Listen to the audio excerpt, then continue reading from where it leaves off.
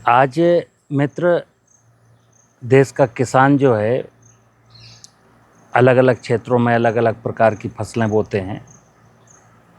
ये गहलोत साहब हैं मेरे साथ, नागौर राजस्थान से आए हुए हैं और इनके यहाँ जीरा की खेती होती है। कई मेडिसिनल क्रॉप करते हैं, मसाले वाली खेती करते हैं। दिक्कतें मित्र सब जगह हैं। किसान आज नाना प्रकार की फसलों में नाना प्रकार की बीमारियों को लेकर के, नाना प्रकार के इंसेक्ट को लेकर के, फसल की ग्रोथ को लेकर के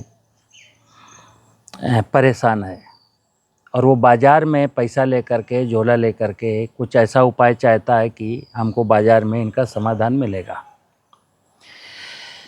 मित्र, मेरा मानना है कि समाधान जहाँ है हमें वहाँ खोजना चाहिए। फसलों की जो समस्या है वो धरती माँ के पास उसका समाधान है और आज की तारीख में कोई भी व्यक्ति धरती माता के बारे में नहीं सोचता है। किसान जब कोई फसल की प्लानिंग करता है तो उसके पास दिमाग में आता है कि अच्छा बीज कहाँ से मिलेगा, फिर अच्छे फर्टिलाइज़र कहाँ से मिलेंगे, अच्छे पेस्टिसाइड कहाँ से मिलेंगे। उसके दिमाग में कोई चीज़ें सेट हैं कि फला कंपनी का फंजीसाइड लाना है, फला कंपनी का इंसेक्टिसाइड लाना है, फला कंपनी की डीएपी डालना है, फला कंपनी का जिंक डालना है। मित्र, ऐसा करते करते जानते हो क्या हुआ कि देश का समग्र किसान, पूरा 14 करोड़ किसान संकट में फंस गया और जो उपभोक्ता है, जो उस फसल की उपज खाता है, वो भी संकट में पड़ गया। धरती माँ तो बंजर हुई, धरती के नीचे का भूगर्भ जल स्तर भी कम हो गया, धरती के ऊपर की बायोडाइवर्सिटी भी कमज़ोर हो गई और लोग बीमार हो गए। मैं अक्सर बताता हूँ, प्राकृतिक खेती की जब बात आती है, आज की तारीख में देश में प्राकृतिक खेती के बहुत सारे प्रोजेक्ट चल रहे हैं, लेकिन कोई प्राकृतिक खेती कर नहीं रहा है। कारण ये है कि प्राकृतिक खेती के बारे में जितनी मुँह उतनी बातें। अभी तो कोई कहता है कि फसल में ऐसी प्रॉब्लम आई है तो हींग के पानी का स्प्रे कर दो, कभी लोग कहते हैं फिटकरी का स्प्रे कर दो, अलग अलग तरीके। कभी लोग कहते हैं गौमूत्र का स्प्रे कर दो, कभी लोग कहते हैं अपने खेत की मिट्टी को खोदो, उसको पानी में घोल करके छान करके उसका स्प्रे मार दो, कभी लोग कहते हैं छाछ में, मट्ठे में तांबे का सिक्का डाल दो, 15 दिन रख दो, उसका स्प्रे मार दो। मित्र, मैं बता दूं कि सोशल मीडिया में इतनी अफवाहें फैलाई जा रही हैं कि कुछ पूछो मत और किसान कंफ्यूज हो जाता है। मैं अक्सर कहता हूं कि मिट्टी को जानना बहुत ज़रूरी है और मिट्टी की जब बात आती है तो धरती को मैं लिविंग पिंड मानता हूं, जिंदा पिंड है। माँ जब शब्द आता है ना, तो माँ का मतलब है जिंदा है। किसकी वजह से जिंदा है? धरती में बहुत सारे माइक्रो ऑर्गेनिज्म रहते हैं, बहुत सारे माइक्रो ऑर्गेनिज्म रहते हैं, जिनके बारे में इतने सारे माइक्रो ऑर्गेनिज्म हैं, इतनी स्पीसीज हैं कि आज तक ना कोई जान पाया है, ना कोई जान पाएगा। मैं जब MSc कर रहा था तो मुझको केवल राइजोबियम पढ़ाया गया था बायो फर्टिलाइज़र के नाम पर। आज बायो फर्टिलाइज़र के नाम पर 15-20 माइक्रोब्स के नाम लिए जाते हैं। ट्राइकोडर्मा है, PSB है, जेटोबैक्टर है, बिवेरिया है, माइकोराइजा है, सूडोमोनास है। लेकिन मित्र, ये सब सफिशिएंट नहीं है। कई सारे सोशल मीडिया में जब मैं नेचुरल फार्मिंग की बात बताता हूँ तो किसान को हजम नहीं होती और बहुत ढेर सारे वैज्ञानिकों को नहीं हजम होती। जब हम सॉइल साइंस पढ़ते हैं तो सॉइल में सबसे पहले बायोलॉजिकल प्रॉपर्टीज आती हैं कि सॉइल की बायोलॉजिकल प्रॉपर्टीज क्या है। सुनना, मेरे शरीर की जीव आत्मा जब निकल जाएगी तो इस शरीर का कोई मतलब नहीं है, अब ये किसी काम का नहीं है। इसी प्रकार सॉइल की जब आत्मा निकल गई, आत्मा निकलने का मतलब है सॉइल में रहने वाले जीव मर गए। और अभी तो मारे हैं ना हम लोगों ने।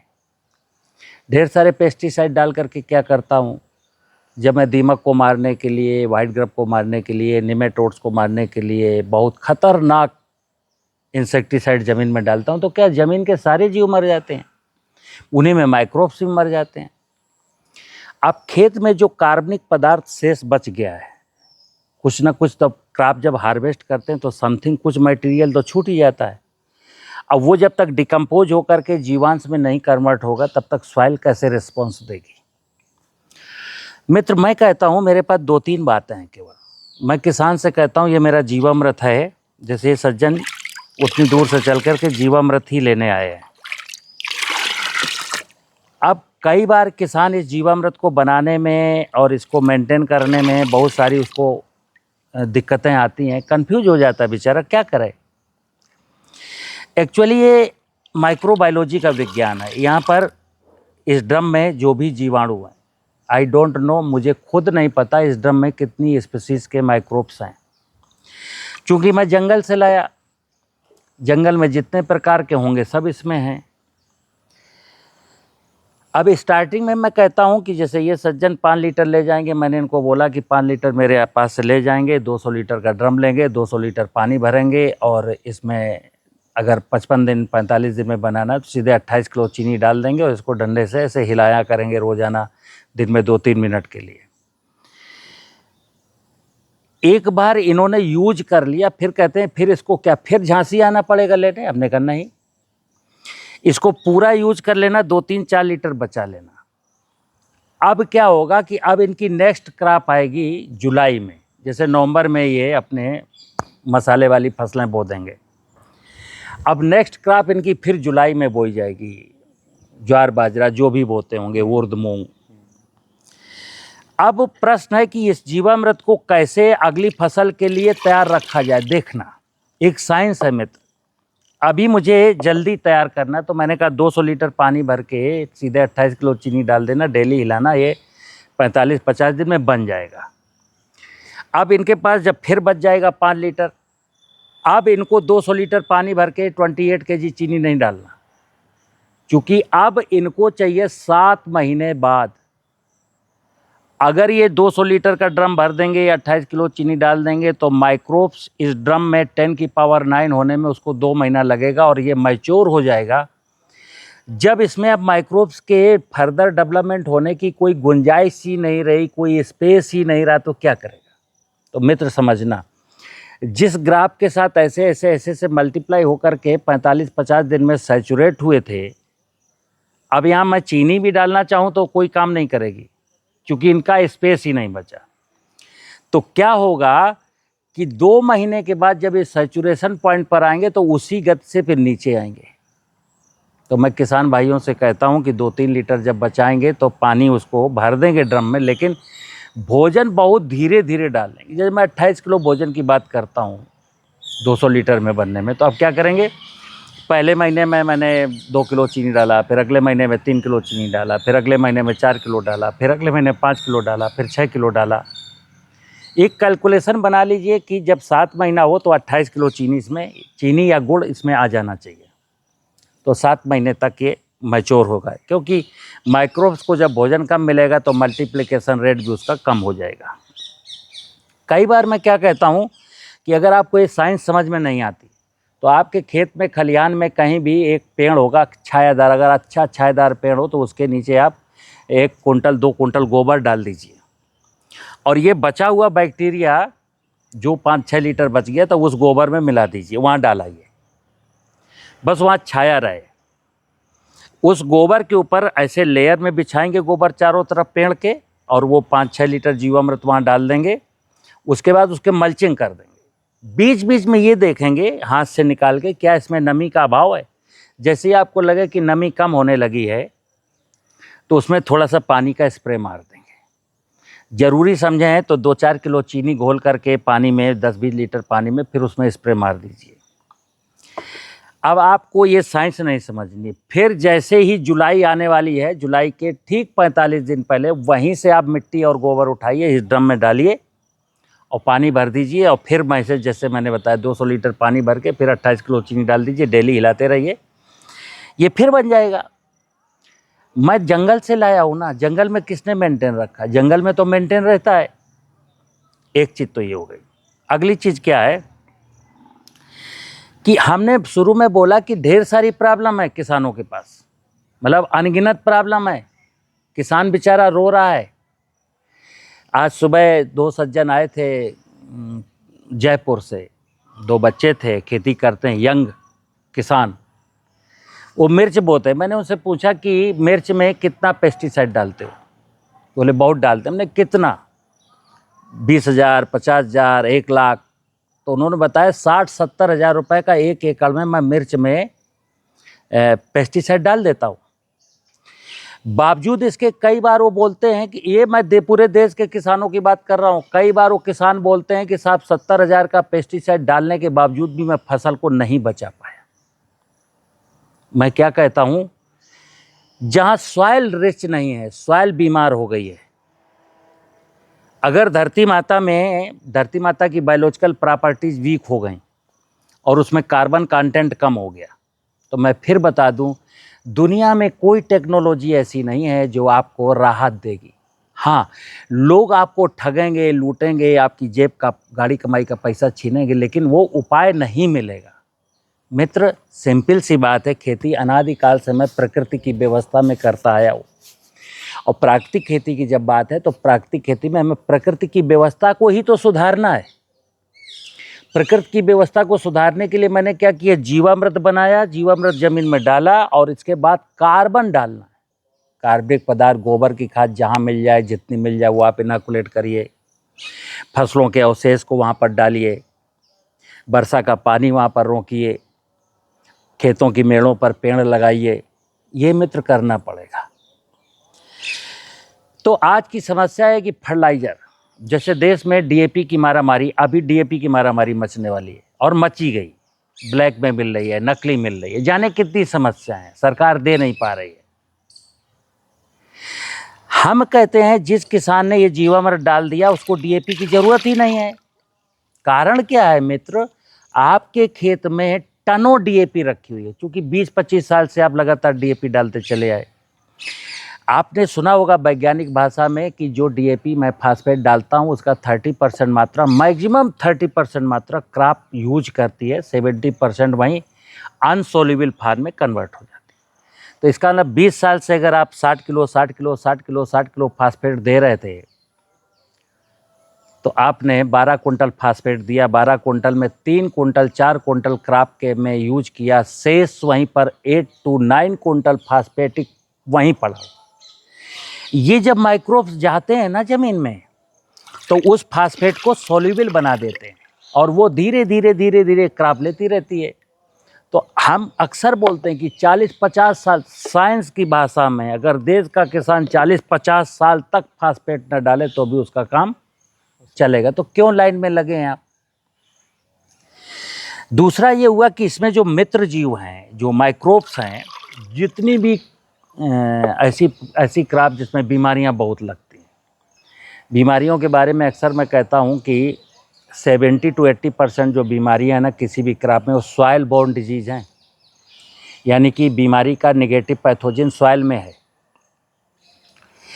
तो सॉइल में जब नेगेटिव पैथोजन है और नेगेटिव पैथोजन जैसे ही क्रॉप ग्रो किया, वो पैथोजन भी ग्रो किया और पूरे सिस्टम में क्रॉप के चला गया। अब मिर्च में, टमाटर में, भिंडी में, करेला में, कद्दू में, किसी भी फसल में जब बीमारी आ गई सॉइल से, आप स्प्रे मारने के लिए मारते रहिए, लेकिन बीमारी वो लाइलाज है, वो बीमारी ठीक नहीं होती। आप अपने मन की तसल्ली के लिए स्प्रे मारते रहते हैं, पैसा बर्बाद करते रहते हैं। ये जीवामृत अगर ज़मीन में किसी भी फसल के बोने के 1 महीना पहले चला गया, ध्यान रखना, मेरा दावा है कि कोई भी सॉइल बोर्न बीमारी नहीं आएगी। आप जो भी क्रॉप बोना हो बोलो, अगर ये जीवामृत प्रॉपर नमी की दशा में 1 मंथ बिफोर डाल दिया आपने तो बीमारियां नहीं आएंगी मित्र, आपका फंजीसाइड बच जाएगा। कई प्रकार की समस्याएं, कई बार बीमारियां मित्र जानते हो क्या, बीमारी नहीं होती, वो कोई नेगेटिव पैथोजन नहीं है। बीमारी क्या है, सॉइल में बहुत सारे एलिमेंट ना होने का डिफिशियंसी सिम्टम्स होते हैं। कई बार जिंक की कमी नहीं है, सल्फर की कमी है, आयरन की कमी है, मैग्नीज की कमी है, मैग्नीशियम की कमी, उसके कारण भी बीमारी के लक्षण प्रकट होते हैं और मैं फंजीसाइड डालता हूँ। आप बताइए। तो जो ज़मीन में फसलों को 17 पोषक तत्वों की ज़रूरत है, उसमें 3 तो कार्बन, हाइड्रोजन, ऑक्सीजन तो क्लाइमेट से मिलते हैं। अब रेस्ट 14 बच गए। 14 में हम लोग अक्सर क्या, देश का 90-95% किसान तो केवल नाइट्रोजन और फास्फोरस ही देता है। 10% किसानों में कुछ जिंक देते हैं, कुछ सल्फर देते हैं, कुछ पोटास भी देते हैं, लेकिन 90% फार्मर्स आप पोटास और जिंक और सल्फर नहीं जानता। इन परिस्थितियों में सॉइल में जो ट्रेस एलिमेंट थे, द्वितीयक पोषक तत्व थे, उनकी कमी हो गई है। क्योंकि लगातार मैं यूरिया डीएपी फसल काटी आग लगा दिया, तो क्या सॉइल में कार्बन कम हो गया, सॉइल में जीवाणु कम हो गए। तो ये मानिए कि नाइट्रोजन और फास्फेट तो आप दे रहे हो, लेकिन रेस्ट जो 12-11 बच गए ना, उनकी कमी हो गई है, उस कारण भी बीमारी लगती है। तो जब जीवामृत जाता है, कार्बन जमीन में होता है, सॉइल में पूरे पोषक तत्व होते हैं, तो बीमारी के चांस ही नहीं होते। दूसरा मित्र, आज हम लोगों को क्या खिला रहे हैं? अगर मैं पेस्टिसाइड डाल करके, फर्टिलाइजर डाल करके कोई भी क्रॉप उगा रहा हूँ, तो एक तो अपनी भी स्वास्थ्य खराब कर रहा हूँ, धरती माता की अभी सेहत खराब कर रहा हूँ, बायोडाइवर्सिटी को भी वीक कर रहा हूँ। और कल्पना करना मित्र, ये जहरीला भोजन पेस्टिसाइड वाला बड़े लोग तो पचा लेते हैं, पचा तो खैर नहीं पाते हैं, लेकिन चलो बड़े लोग ससेप्टेबल हो गए हैं, उनके अंदर इसको सहन करने की सामर्थ्य है। कल्पना करना मित्र, आज जो देश का किसान उगा रहा है फल या सब्जी या अनाज, वो नन्हे मुन्ने 9 महीने के, 10 महीने के, 1 साल के, 2 साल के बच्चे भी तो खा रहे हैं। अब कोराजिन का, क्लोरोपाइरीफास का, फ्यूराडान का, थिमेटेंजी का, ये जो खतरनाक मॉलिक्यूल हैं, इनका रेजिडुअल जब जाता है शरीर के अंदर, तो ये बच्चे क्या करेंगे? तो इसीलिए आप देख रहे हैं कि सारी दुनिया में सारे लोग डिप्रेशन में जी रहे हैं, स्वस्थ नहीं हैं, हेल्दी नहीं हैं। मित्र, मैं अक्सर कहता हूँ, अब लाभ छोड़ दीजिए। आज मैं देश के किसानों से कहता हूँ, लालच छोड़ दीजिए। लालच छोड़ेंगे तो लाभ होगा, और जब तक लालच में फंसे रहेंगे तो लाभ नहीं होगा। कारण स्पष्ट है कि आज के 70 साल पहले मेरे फोरफादर लालची नहीं थे ना, तो फायदे में थे। आज जब सारा किसान लालच में आ गया है ना, तो घाटे में आ गया, हर किसान कर्जदार हो गया। अब देश का उत्पादन 1960 की तुलना में 5 गुना जंप कर गया। 60 मिलियन टन होता था, आज 350 मिलियन टन के आसपास है, यानी 5 टाइम ज़्यादा हो गया। 6 30, यानी 5.5 गुना बढ़ गया। तो फिर किसान कर्जदार क्यों हो गया? ये बात किसान को सोचती है। तो किसान कर्जदार इसलिए हुआ क्योंकि आज उसने प्रोडक्शन तो बहुत बढ़ा दिया। 330 मिलियन टन खाद्यान्न है और 108 मिलियन टन सब्जियां हैं, 212 मिलियन टन सब्जियां हैं। आप समझिए कि करीब 700 मिलियन टन टोटल जो कृषि की उपज है ना, 700 मिलियन टन है। इसके बावजूद किसान के पास कर्जा क्यों है? तो जानते हो क्या? जैसे मैंने वो जयपुर के किसानों को बताया कि मिर्च बेचारों ने बेची 1 लाख की, 1 एकड़ की। 70,000 रुपये का तो पेस्टिसाइड है, 8-10 हज़ार रुपये का फर्टिलाइजर भी है, फिर और भी मैनेजमेंट है। किसान पैदा बहुत करता है मित्र, लेकिन पैदा की गई वस्तु को बाजार में बेचने के बाद जो टोटल बचा, उसका 70% उसका मार्केट में चला गया। मैं किसानों से कहता हूं मित्र, मार्केट में पैसा ना जाए आपका, मार्केट में पैसा ना जाए तब आप फायदे में आओगे। जैसे मैंने कहा कि 70% मतलब 70,000 रुपये पेस्टिसाइड डाल करके अगर 1 लाख का मिर्च बेचा, मैं कहता 70,000 का पेस्टिसाइड नहीं डालता और वो 50,000 का मिर्च बेचता, तो वो फायदे में था। ये 70,000 रुपया तो एग्रीप्रेन्योर के हाथ में चला गया, इंडस्ट्री के हाथ में चला गया। मित्र, आज पूरा का पूरा सिस्टम इंडस्ट्री को सपोर्ट करता हुआ दिखता है, किसान को सपोर्ट करने वाला कोई नहीं दिखता। और क्यों दिखेगा जब आप खुद नहीं चेत रहे हो?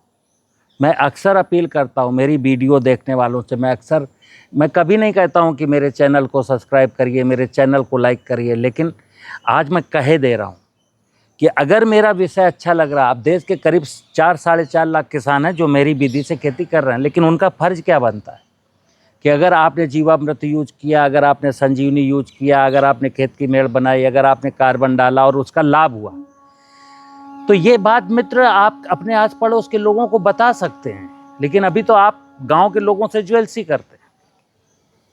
फिर बता दूं मित्र, प्रश्न हमारी आने वाली पीढ़ियों का है। अगर प्राकृतिक संसाधनों को हम ऐसे ही क्षति पहुंचाते रहे, प्राकृतिक संसाधनों का ऐसे ही दोहन करते रहे और बायोडाइवर्सिटी को ऐसे ही नष्ट करते रहे, तो आने वाले दिनों में पंजाब का क्या हाल है आप दुनिया देख रही, बताने की ज़रूरत नहीं है। पंजाब जैसा हाल हरियाणा का हुआ, पश्चिमी उत्तर प्रदेश का हुआ और देश के गुजरात के और महाराष्ट्र के और जो भी रिच एरिया जहाँ कहते हैं वहाँ की खेती बहुत अच्छी है, वहाँ का किसान बहुत धनाढ़ है, वहाँ का किसान ड्रिप से खेती करता है, वहाँ के किसान को स्प्रिंकलर से खेती करता है, वहाँ का किसान ड्रोन यूज करता है। मैं फिर बता दूं, ये छलावा है, दिखावा है। कैंसर वहाँ भी पहुँचने वाला है। तो मित्र, खुद कैंसर की बीमारी से बचें, बच्चों को कैंसर की बीमारियों से बचाएं। मैं अक्सर बोलता हूँ, आज विषय लाभ कमाने से ज़्यादा अच्छा विषय ये है कि मैं कैसे जीवित रहूं, कैसे स्वस्थ रहूं और आने वाली पीढ़ियों का भविष्य कैसे अच्छा करूं। मैं जैसे ये सज्जन तो आए हैं, सुबह 2 सज्जन आए थे, कल फिर 2-3 सज्जन आने वाले हैं। मेरे यहाँ तो हर रोज़ 2, 3, 1, 4, 5 लोग आते बाहर से। मैं देश के किसानों से कहता हूँ जंगल चले जाओ ना। अगर ये जीवामृत लेने मेरे पास आए हो तो मैं अक्सर बोलता हूँ यहाँ तक आने की ज़रूरत नहीं है। आप जंगल जाइए, आपके आसपास में कहीं ना कहीं जंगल होता है। जंगल नहीं होता, जंगल नुमा माहौल होता है। अरगट है, मरगट है, शमशान घाट है, ऐसा स्थान जहाँ पर 2, 4, 6, 10 पेड़ बड़े बड़े छायादार खड़े हैं। उसमें एक नीम का है, जामुन का है, बरगद का है, पीपल, नीम का, जामुन का, बरगद का, पीपल का एक पेड़ मिल जाए कहीं भी और दूसरे प्रकार के पेड़ हो और उनका सारा जो है वन उपज जो गिरती है वो वहीं पड़ी रहती, वो कोई झाड़ता नहीं, फेंकता नहीं, आग नहीं लगाता। 20 साल हो गए। बस वहाँ का बायोमास हटाइए, वहाँ के नीचे आपको भुरभुरी ब्लैक कलर की सॉइल मिलेगी। 10 किलो मिट्टी लाइए, एक ड्रम में डालिए, 200 लीटर पानी डालिए और चीनी और गुड़ अपने हिसाब से देने लगिए, बन जाएगा। मेरी वीडियो एक और चीज़ बता दूं, मेरे ग्रुप में करीब 7-8 हज़ार किसान मेरे 11-12 ग्रुपों में, और वो छोटी छोटी बातें पूछते हैं। मैं एक ही अनुरोध करता हूं मित्र, जब मैं रोज़ एक वीडियो ग्रुप में डालता हूं तो कृपया उसको देख लिया करो, क्योंकि मैं खेती के हर सिद्धांत को, हर सूत्र को बताने की कोशिश करता हूं। मैं मेरे जो ग्रुप में उनसे मैं निवेदन करता हूं, मेरे ग्रुप में कभी इधर की पोस्ट उठा के इधर पोस्ट ना किया करें, क्योंकि फिर लोगों में हम किसी प्रकार लोगों को मोटिवेट करके लाइन पर लाते हैं, फिर आप लोग कन्फ्यूजन क्रिएट कर देते हैं कि हींग डालने से, फिटकरी डालने से, लहसुन डालने से, ये करने से। ये सब बकवासबाजी है। अभी तो एक भट्ठी खाद चली है, मुझे खराब लगता है भट्ठी खाद बेचने वालों का। जो आज चारकोल की कीमत बाज़ार में, जो कोयले का चारकोल है जिसको भट्ठी खाद बोलते हैं, मतलब बायोमास को जलाया ऑक्सीजन की अनुपस्थिति में और उससे जो राख निकली उसको बोलते हैं भट्ठी खाद। भट्ठी खाद का धंधा चल गया, बहुत सारे लोग भट्ठी खाद बना के बेच रहे हैं किसानों को। किसान सोच रहा बहुत कुछ होगा। भाई मेरे क्या ज़रूरत है? ये भट्ठी खाद नेचुरल नहीं है, फिर बता दूँ। ना ज़मीन में खली डालना नेचुरल है, ना भट्ठी खाद डालना नेचुरल है। खली को भैंस गाय खाएगी, उसका गोबर खेत में जाएगा, ये नेचुरल है। आप बाईपास कर देते हैं। जो बायोमास है वो खेत में डाल दीजिए, पानी लगा दीजिए, वो जब नेचुरली डिकम्पोज होगा तो वो जो कार्बन बनेगा वो नेचुरल कार्बन है। अभी तो अब बाई फोर्स, नेचुरल फार्मिंग में विदाउट एनी फोर्स जब कोई चीज़ होती है तो नेचुरल फार्मिंग कहलाती है। हमें प्रकृति में कोई प्रेशर क्रिएट नहीं करना है। सॉइल और क्रॉप के बीच में एक सामंजस्य बना रहे। कोई कमज़ोर सॉइल में जब रिच क्रॉप बोते हैं तो सॉइल पर प्रेशर होता है, क्रॉप पर भी प्रेशर होता है। अब किसी ने कहा हम साहब यूरिया DAP नहीं डालें, मत डालिए, लेकिन बट ये नेचुरल नहीं है। कमज़ोर सॉइल में गन्ना बो दिया तो भी प्रेशर गन्ने पर क्रिएट हुआ है, सॉइल पर क्रिएट हुआ। जहाँ प्रेशर क्रिएट होगा, प्रेशर जानते हो क्या कहते हैं? रेप।